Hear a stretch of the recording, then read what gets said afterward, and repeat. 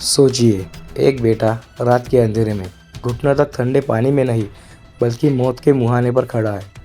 वो अपने फ़ोन की फ्लैशलाइट जलाकर चीख चीख कर कह रहा है, पापा मुझे बचा लो, मैं मरना नहीं चाहता।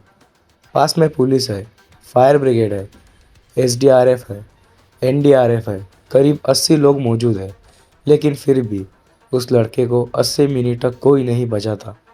और सवाल ये नहीं कि वो लड़का कैसे मरा, सवाल ये है क्या उसे मरने दिया गया। आज केस बुक में हम बात करेंगे नोएडा सेक्टर 150 के उस केस की जिसे सिस्टम ने एक्सीडेंट कहा, लेकिन हकीकत कुछ और ही थी। एक सोची समझी लापरवाही से हुआ मर्डर। 16 जनवरी 2026 रात के करीब 12 बजे नोएडा के सेक्टर 150 में रहने वाला 27 साल का युवक युवराज मेहता ऑफिस से घर लौट रहा था।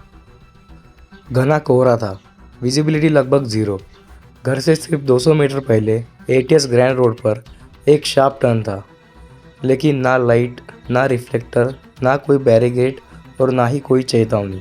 युवराज को अंदाज़ा भी नहीं हुआ और उसकी कार सीधा एक 30 से 50 फीट गहरे गड्ढे में जा गिरी, जिसमें करीब 20 फीट तक पानी भरा था। कार डूब रही थी, लेकिन युवराज घबराया नहीं। उसने सीट बेल्ट खोली, सनरूफ से बाहर निकलकर कार की छत पर लेट गया। वो तैरना नहीं जानता था, लेकिन फिर भी उसने जिंदा रहने के लिए हर एक मुमकिन कोशिश की। 12:20 ये वो टाइम था जहां युवराज ने अपने पिता को फ़ोन किया। एक पिता नेबर्स और सिक्योरिटी के साथ दौड़ता हुआ मौके पर पहुंचा। फ्लैशलाइट की हल्की रोशनी घने कोहरे में दिख रही थी। ये सबूत था कि युवराज अब भी जिंदा है। रात के करीब 12:50 पुलिस और फायर ब्रिगेड पहुंचती है। रस्सी फेंकी जाती है, लेकिन वो पहुंचती नहीं। हुक भी डाली जाती है, लेकिन वो कोई काम नहीं कर पाती। कोई कहता है पानी ठंडा है, कोई कहता है अंदर सरिया होंगी, कोई भी पानी में उतरने के लिए तैयार नहीं। युवराज लगातार चिल्ला रहा था, मुझे बचा लो, गाड़ी डूब रही है। एक फायर कर्मी हिम्मत करके पानी में उतरा, लेकिन दलदल देखकर वापस आ जाता है। 80 मिनट गुजर जाते हैं। एक पिता अपने आंखों के सामने अपने बेटे को मरते हुए देखता है। इसी बीच वहां से गुजर रहा फ्लिपकार्ट का डिलीवरी एजेंट मुनिंदर रस्सी बांधकर खुद पानी में उतरता है। कोई ट्रेनिंग नहीं, कोई सुरक्षा नहीं, सिर्फ इंसानियत। लेकिन तब तक बहुत देर हो चुकी थी। सुबह के 4:15 युवराज की बॉडी पानी से बाहर निकल जाती है। पोस्टमार्टम साफ साफ कहता है शराब का एक बूंद तक नहीं है। असली सवाल ये है कि यह गड्ढा बना कैसे। ये अचानक नहीं बन सकता, बल्कि ये था स्पोर्ट्स सिटी प्रोजेक्ट का अधूरा बेसमेंट, जिसे 2022 में ही डेवलपर और अथॉरिटी खतरनाक घोषित कर चुके थे। 3 साल से यह गड्ढा पानी से भरा हुआ था, लिखित चेतावनी भी नहीं थी। एमपी तक शिकायत पहुंच चुकी थी, फिर भी ना फेसिंग, ना बैरिकेड, ना लाइट्स।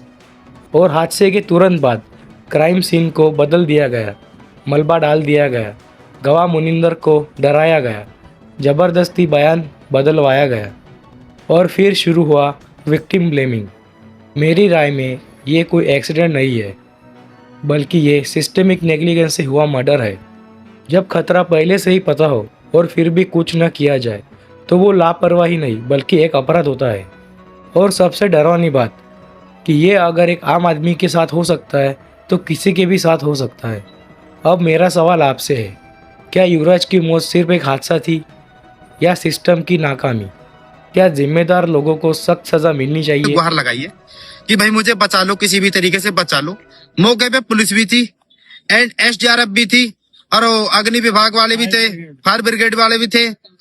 किसी ने उसकी मदद नहीं करी। बोल रहे थे ठंडा पानी है, हम नहीं जाएंगे अंदर, इसमें सरिया है अंदर, हम नहीं जाएंगे। इस मौत का जिम्मेदार सच्चाई बताए तो सरकारी महकमा है। अपनी राय मुझे आप कमेंट सेक्शन में बताएं। अगर ये वीडियो आपको सोचने पर मजबूर करती है, तो इसे एक लाइक ज़रूर कीजिए। इस वीडियो को शेयर कीजिए ताकि सच्चाई दब न जाए। मैं मिलता हूँ आपसे कल एक और ट्रू क्राइम डॉक्यूमेंट्री के साथ। तब तक के लिए स्टे अवेयर, स्टे सेफ।